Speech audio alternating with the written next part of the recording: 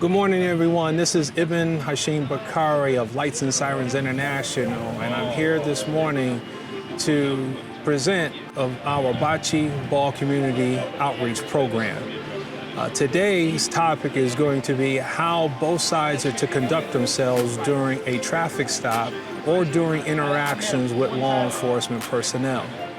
Today we're going to have participation from Providence Police Department, East Providence, the Rhode Island State Police, and Warwick and Smithfield to get their perspective on their different districts and how they deal with situations on theirs.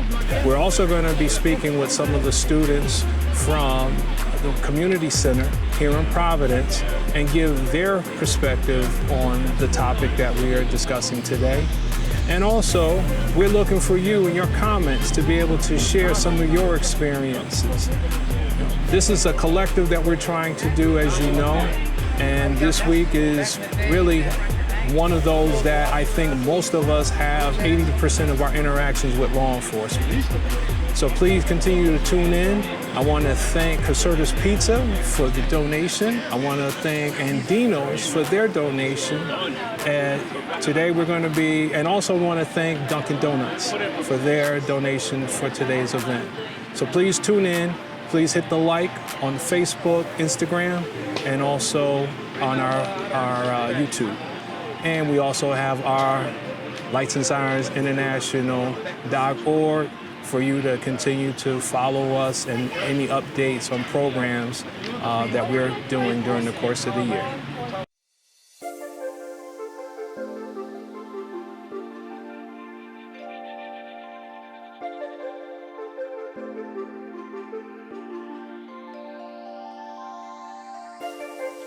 So my name is Lieutenant Mike Fallon with the Providence Police Department. I'm currently the Director of Training for the department's training bureau as well as the Recruit Training Academy. So part of what I do is we do training for police officers, in-service training and current training, and we also train young men and women to become police officers as they're entering the law enforcement field. One of the reasons I believe in being at an event like this with Lights and Sirens International is because we do need to get police officers to engage with the community a little bit more, maybe outside of their typical scope of duties, and maybe have community members engage with police officers outside of what they typically do, so then when they are involved in their typical job activities or whatever, the ice has already been broken between people. I also think we need to do a good job of educating our police officers as to just who they have in the community, the different factions and enclaves and segments that live within their community and in their society. But I also think we need to do a very good job, or even a better job, of educating the public as to what some of their rights and duties are and what their responsibilities are as humans and people living within the society that are interacting with all the different factions of society. Other neighborhoods, other religions, other cultures, laws, the police department, and different organizations within our society.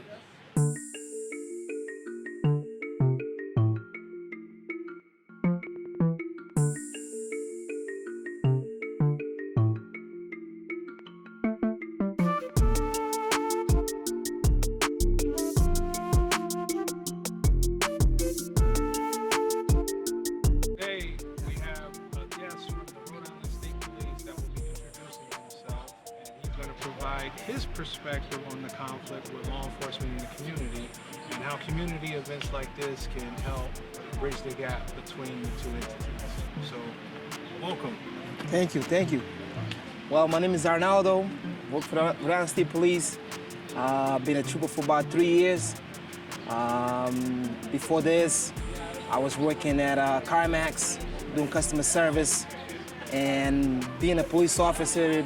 In today's age, you got to be able to communicate to people, from youth to adults, and that also you got to be able to, when you conduct a car stop, everybody's interaction is different. the person that's in the car probably already had a few interactions or no interactions with a police officer. Us, every time we make a car stop, we have to, conduct this as a brand new car stop. You never dealt with this person. When I make a car stop, I just always try to break the ice with the person, like, hey, good morning, good afternoon. No big deal. You being stopped because of X, Y, Z. I never tell, when I make a car stop, I don't tell the person that, hey, you're being stopped because, actually, you are being stopped because you did this in a derogatory manner. You're always trying to be cool, calm, and collective because at the end of the day, they must be going through something, or they must be late to work if they're speeding, or they're going to doctor's appointment or anything like that. But today's age, we are doing, obviously, you have to break the ice for the, what was the question, Jim? Breaking the ice or bridging the gap. Bridging the gap. Yeah, by bridging the gap, you have to do events like this because of the youth. The youth, adults, people also gotta come because some juveniles, they never dealt with a police officer, and their first interaction with them might be of what they've seen in social media, television, or what they heard about police officers. And then doing these events, they can kind of see that at the end of the day, we are all human beings, and we go to school events.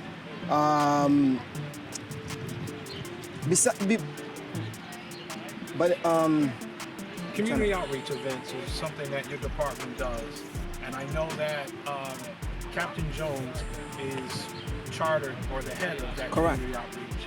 And so the department itself is trying to help bridge that gap, also trying to recruit and Correct. get additional bodies on the job so that they can also have that diversity, equity, and Correct. inclusion piece, which was something that was not really there 20, in the 30, past. 40 years ago. So would you say that the department has definitely made a bigger effort in Correct. its recruitment? Definitely, because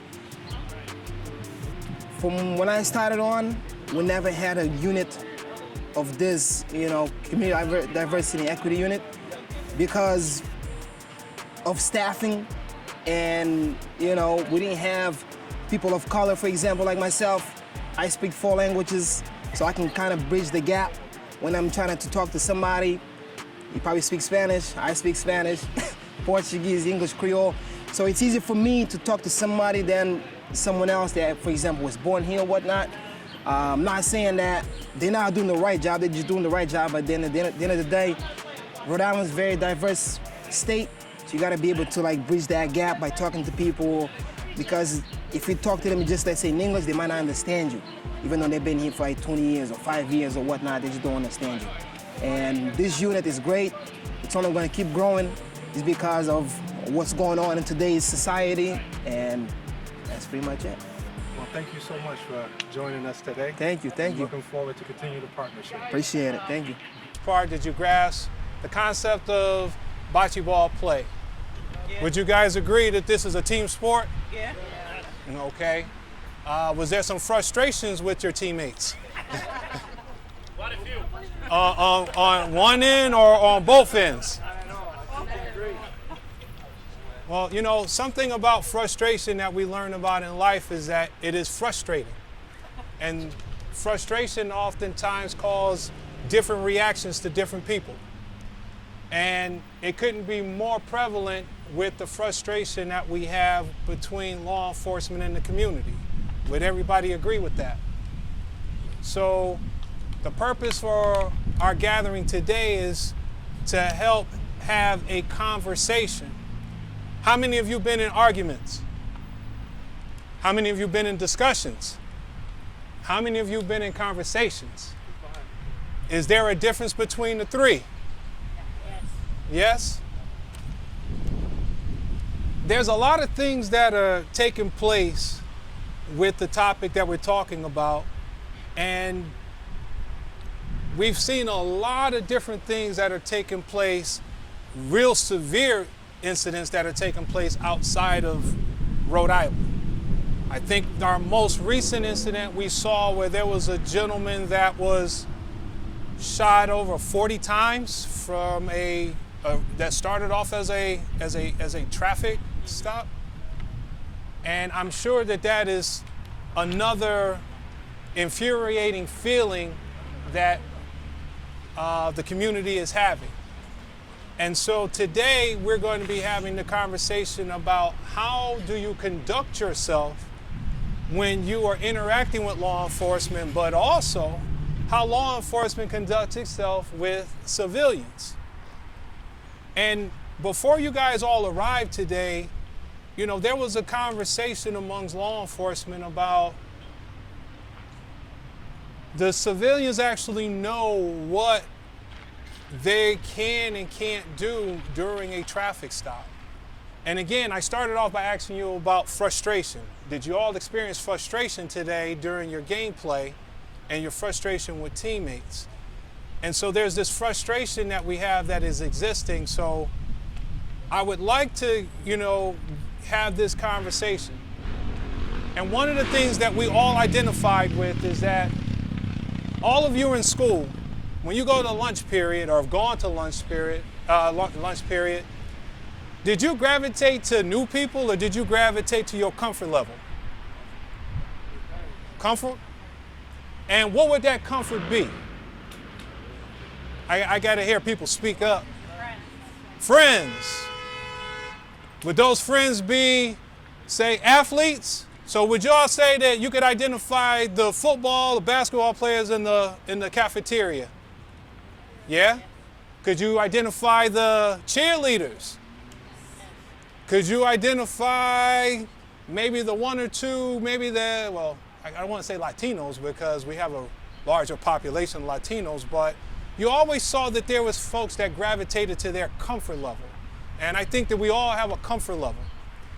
And so how many law enforcement officials would say that when you're in your personal vehicle and you're getting pulled over, do you have a sense of anxiety?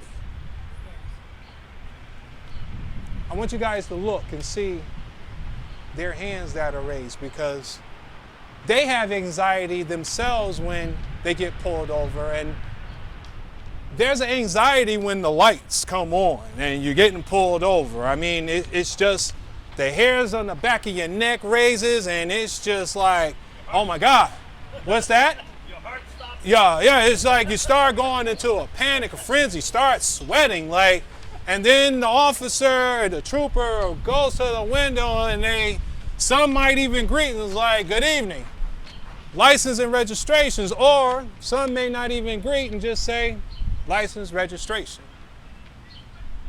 And how many of you would agree that what did I do is your first response?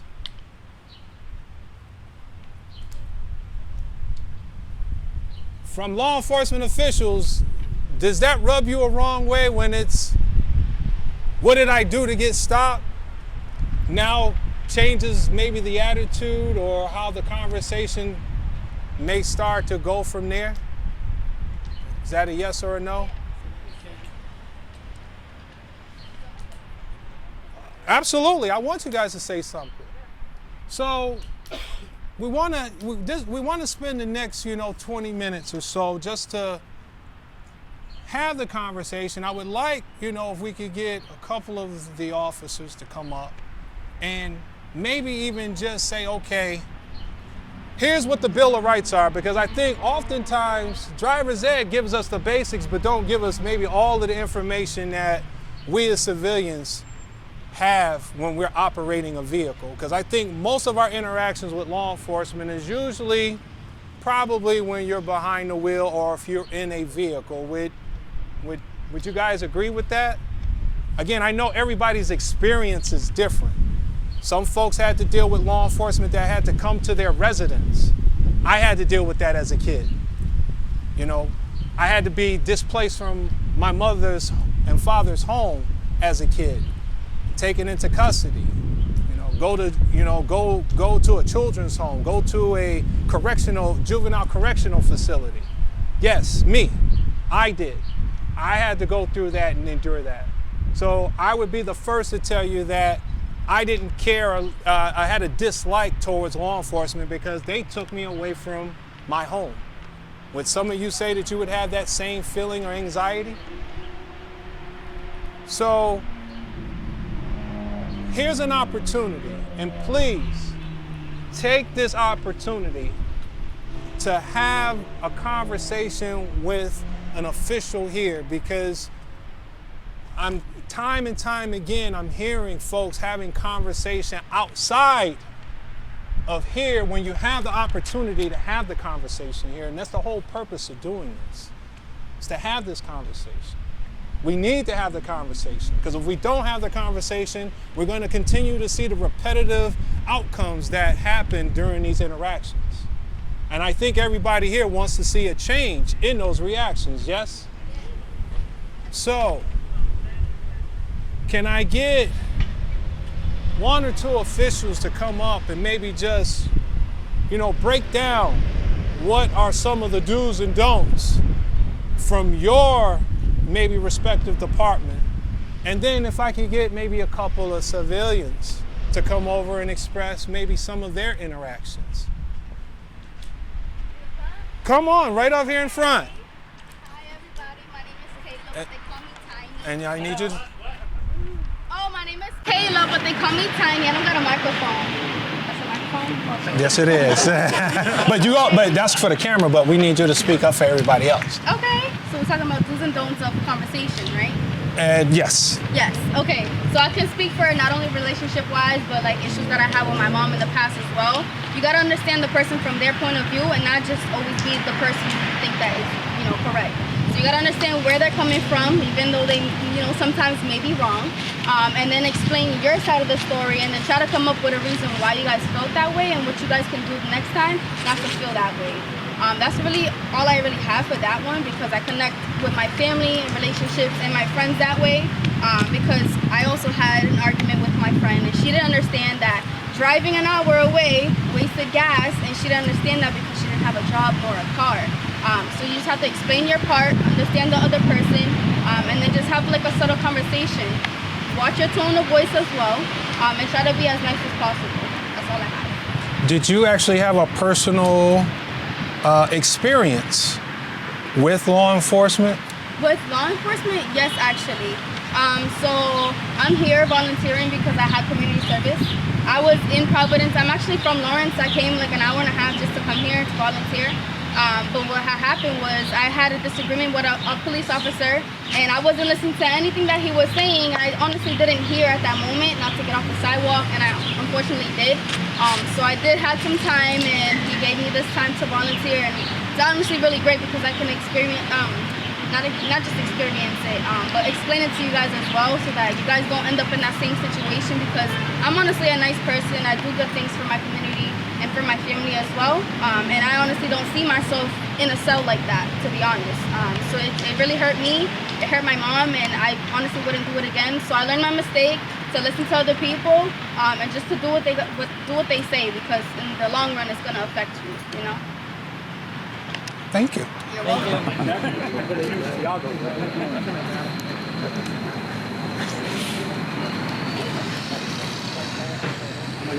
going to use Tiago to help me out.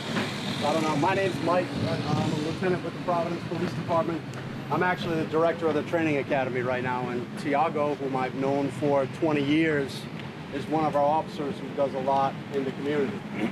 And Tiago and I, and Ivan and some of the other staff members, officers and whatnot, were talking before a lot of you got here about our relationships in the community, but also it's not just our relationships in the community, it's the community's relationship with us too. It's got to be a two-way street. It can't be one-sided, because conversations are one-sided, discussions are one-sided, usually arguments are one-sided, and the other side's not listening. But we'll take a poll. How many people think they know what they're supposed to do when they get pulled over by a police officer? You say, think. You think. You can be wrong. That's cool. Because I can tell you right now, there's probably some police officers that are a little bit fuzzy on some of this stuff. But is anybody here an attorney? No? Yeah. Usually I get one. But so when a police officer pulls you over, usually for one of a couple of things, right? It's like speeding, or maybe a red light, or a stop sign, or just something silly that you were doing. Does anybody know how big or how large the traffic code is of things that the state, the law, the people at the State House tell you that you're supposed to abide by when you're driving a car. The book is about as thick as my phone. There's probably, I might need help from my state trooper friends here, but probably what, 1,000 or so different infractions that you can commit while driving a motor vehicle. I probably committed 5 on the way here today. Don't tell my bosses, please. But he committed 3. Only 3. No. Oh, you were behind me. Okay, I got it. So, if you get pulled over by a police officer, if I pull over Tiago and I walk up to the car, you could have, we have what, 430 police officers on our police department. So you could end up with 430 different personalities, right? Somebody could be having a really bad day and say, saw you go through the stop sign. And he's gonna ask you for a few things. What do they ask you for? License, registration. And what else? Insurance. The proof of insurance. Is that just because I'm nosy and I want to see that stuff? Do you think? No. Who says that you're supposed to carry that in your car with you? The minute you get the license. Right? You're the state legislature, the people that make the laws. Now, I understand, you could hold a whole class on that. The people that make the laws, the people that enforce the laws, and then the people that decide whether or not the enforcement of the laws are just or wrong or whatever, are all 3 different branches of government, right? So somebody makes the law and then tells us, here, go enforce the law. And then we enforce the law and we pass it off to the judicial end, the judges and the courts, and we say, hey, this is what we got. And sometimes they say, good job, this person gets this, or they say, no, you did the wrong thing, so their case is getting dismissed or whatever. And the courts tell us that a lot, but we can ask for those 3 things. If you don't have any one of those 3 things, you've now gone from a basic traffic stop to, what are some of the things, you're out on patrol every day, what are some of the things that you're thinking if you pull somebody over and they say, oh, I don't have my license, I don't know where the registration is, and this is my mom's car, so I don't know about the insurance. I mean, from that point, it escalates from the minor infraction to a possible criminal infraction. Maybe the car's not yours, maybe you took it without permission, maybe even worse, maybe you stole it. Things as far as you don't have a license and shouldn't be driving in the first place, which also is a crime, not just what would be considered a summons to court, a ticket, but an actual arrestable offense. So it goes from here to here, quick, or can, if you don't have the requirements that you're supposed to have on you as the law tells you you're supposed to have to operate that vehicle. Or very basically, we pull you over and be like, hey, I'm Mike Fallon, I'm with the Providence Police, I pulled you over because you went through that stop sign. Can I have your license, registration, and proof of insurance? I don't have my license on me. How do I know that you are who you say you are? I'm Joe Smith, I'm Kevin Thomas, whatever. Think of any name you want with a date of birth. Have people ever lied to the police before? Yes. Does everybody here tell a little white lie at some point during their day? Oh, I made you dinner, how was it? Oh yeah, it was great. All the way up to doing something maybe possibly bad. I don't know. People sometimes don't always tell the truth when they get in situations that make them uncomfortable. Excuse me. So we're now at the next step of, okay, I have this person pulled over. It was gonna be red light infraction. I was just gonna give them a warning, but now I don't know who this person is. I don't know if this is their car. I don't know if they should legally be on the road, because if they don't have insurance and they hit your mom on her way home from work and they don't have insurance, now your mom is out a lot of money, or her insurance is gonna charge her a lot more money to fix her car because now she's hit by somebody who doesn't have insurance. So there's all these different things that play behind the scenes that maybe police officers don't tell you, which is a knock on the police department, right? We can be better communicators in a lot of different areas, but if you're doing the same thing 5, 10, 15, 20 times a day, sometimes your patience for communication starts to go like this. And just like maybe you're on your way home from having a really bad day at work or a shitty day at school or whatever it is, maybe we just left a call that people yelled at us for the last 20 minutes. And then the call before that, some little kid got hurt. And then the call before that was some guy that got shot sitting on his porch.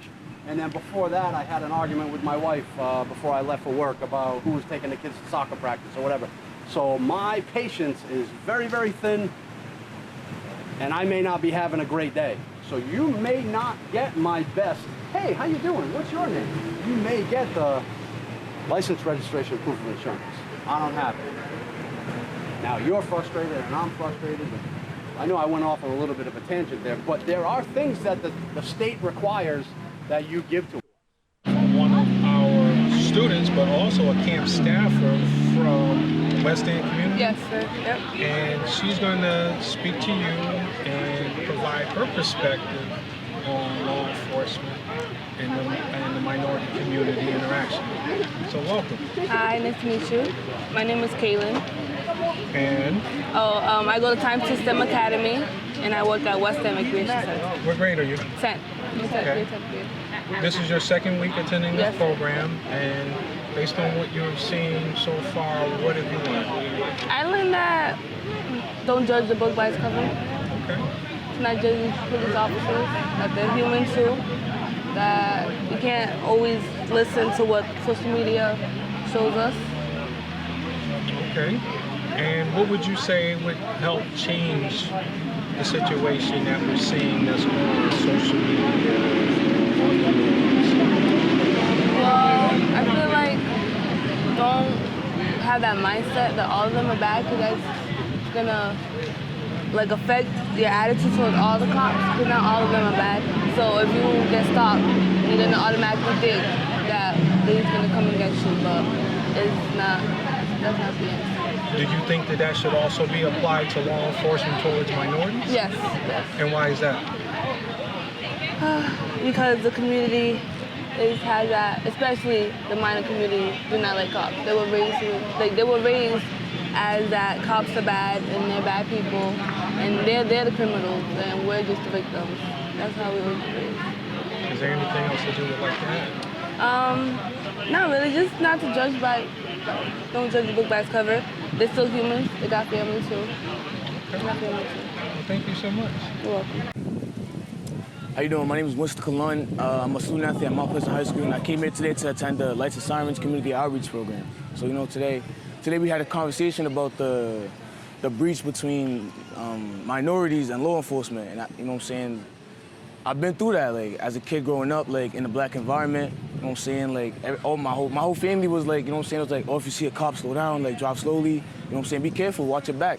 And I think that, like, we shouldn't have to do that, because the police are here to help us, to protect the community, for me. So, like, I think that, you know what I'm saying, it's all, like, part of the environment, you know what I'm saying?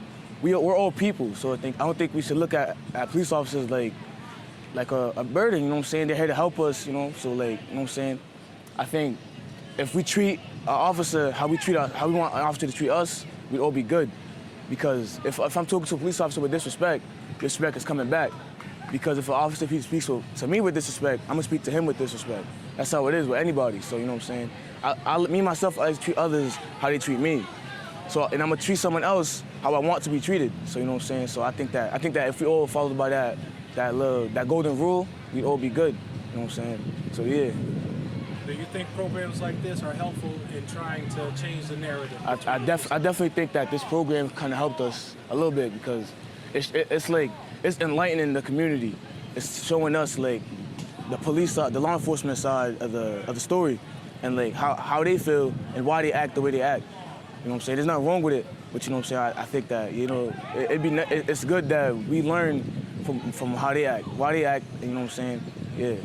Lights and Sirens International is hosting its third annual Bocce Ball Community Outreach Program discussion, which is how to conduct yourself during a traffic stop, but also how law enforcement conducts themselves. Being pulled over by an officer can be scary, especially for new drivers who don't know how to handle the situation. It's important that the new drivers learn what is expected when being stopped by an officer. If you're involved in a traffic stop, Your safety and the safety of the officer are of the utmost importance. Please keep the following things in mind. Slowly pull over to a safe area. Pulling your vehicle over as soon as it is safe and stay inside with your hands on the steering wheel. If you're being pulled over, but you are uncomfortable because you do not recognize the squad car, call 911 and advise them of the situation. It's also a good idea to turn on your dome lights so that the officer can see what you are doing in the vehicle. Drive at a slow speed until 911 is able to tell you whether or not it is a real traffic stop and safe to pull over. Follow the directions of the officer. The officer will ask you to see your driver's license, proof of insurance, and vehicle registration. You must produce these items for inspection. Please inform the officer when retrieving documents before moving your hands off of the steering wheel. Follow the verbal directions of the officer and answer truthfully. This will ensure that the traffic stop will be as brief as possible and you will be able to go on your day. Be aware that most problems happen because of non-compliance. The side of the road is not the place to debate with the officer. If you feel that you have been wrong, you will have the opportunity to present your side in court. Mutual respect. Officers should be courteous and respectful, striving for public safety, education, and compliance with the law. Most violations can be addressed with a warning if your actions help facilitate a safe and mutually respectful encounter. Safety. Please remember, your safety and the safety of everyone else on the roads is foremost in the mind of an officer conducting a traffic stop. We hope that this is helpful for you as you continue to be on the roadways in your respective city, state, and driving across the country.